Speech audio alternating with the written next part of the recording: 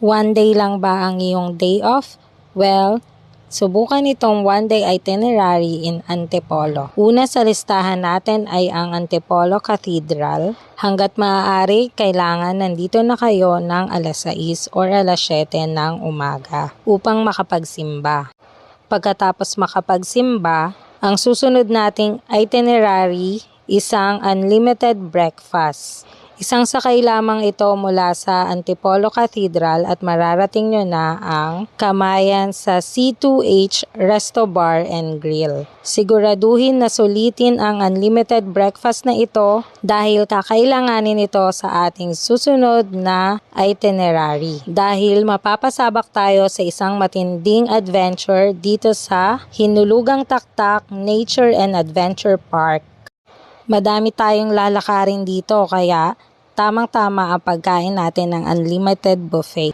Una dito ang canopy walk. Subukan nyo rin dito sa spider web. Meron din silang swimming pool dito. At syempre, hindi mawawala ang Hinulugang Taktak Falls.